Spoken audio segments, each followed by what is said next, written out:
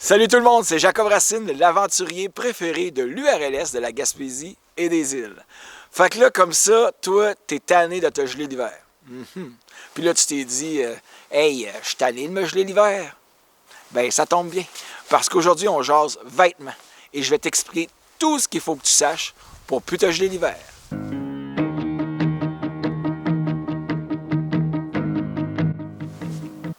Le mot le plus important en hiver, c'est adaptation. Tu t'habilles pas de la même façon si tu t'en vas jouer au curling que si tu t'en vas jouer au hockey. Je veux dire, quand tu t'en vas te faire slap-shotter une rondelle d'en face, il faut que tu t'assures que tu aies tous les bons équipements à la bonne place. Ben, c'est exactement pareil quand tu vas jouer dehors. La personne qui est assise en traîneau à chien est pas mal plus habillée chaudement que celui qui court sa vie en arrière. Comment?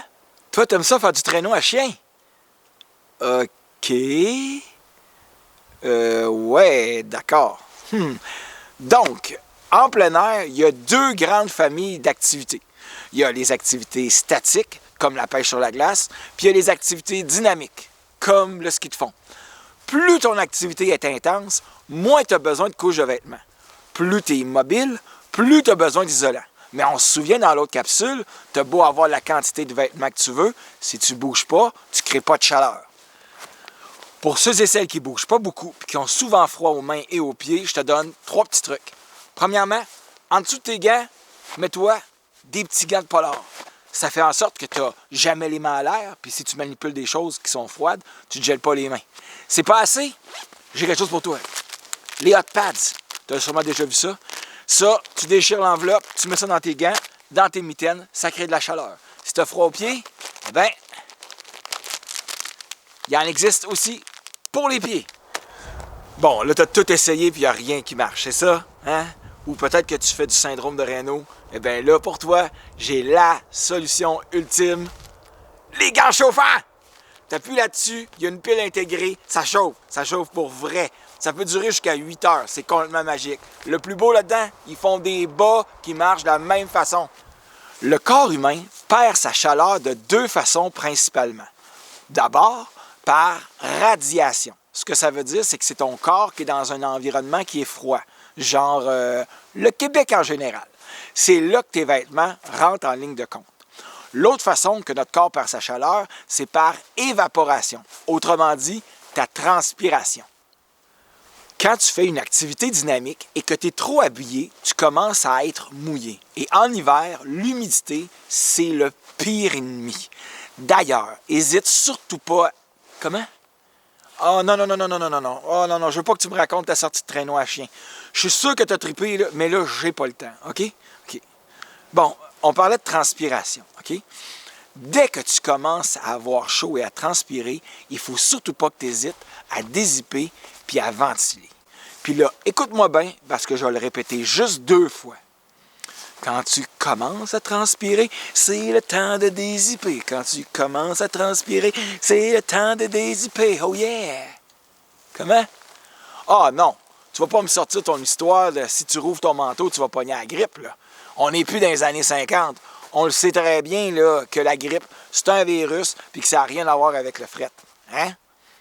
Écoute, je le sais que tu as peur de ne pas être assez habillé puis d'avoir froid quand tu sors. Je le sais parce que moi, je suis pareil.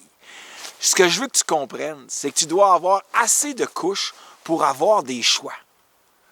Quand tu as froid, tu en rajoutes, puis quand tu as chaud, ben, tu en enlèves. Puis pour gérer tout ça, tout ce que tu as besoin, c'est un sac à dos. Puis là, je te parle pas d'un truc high-tech là, à 400$. Là. Un sac à dos dodo de base. Des bretelles puis une poche. Pour te permettre de gérer ton humidité en hiver, on a développé le concept du système multicouche. Un peu comme un oignon qui a des plures, nous, on s'habille en ajoutant des couches. La première couche, on l'appelle la couche de base. C'est le vêtement qui est contre ta peau. Idéalement, tu voudrais qu'il soit en laine ou en polyester. L'objectif de la première couche, c'est d'éloigner l'humidité de ton corps. Par-dessus ça, on met le vêtement chaud, l'isolant. L'idéal, un polar. L'objectif de la deuxième couche, c'est de continuer à éloigner l'humidité de ton corps, mais à bloquer la chaleur. Finalement, la troisième couche. Celle-là, elle permet de te protéger du vent et de la neige. Comment? Hey, c'était pour me parler de tes chiens? OK, vas-y. Oui, effectivement. Si tu portes un manteau de skidoo, c'est comme si ta deuxième couche et ta troisième couche étaient fusionnées ensemble. Dans ce temps-là, quand tu commences à avoir chaud dans ton côte de skidoo, ça te prend un polar de backup dans ton sac à dos. Bon, si tu n'as pas de polar de backup, hein, qu'est-ce que tu dois faire?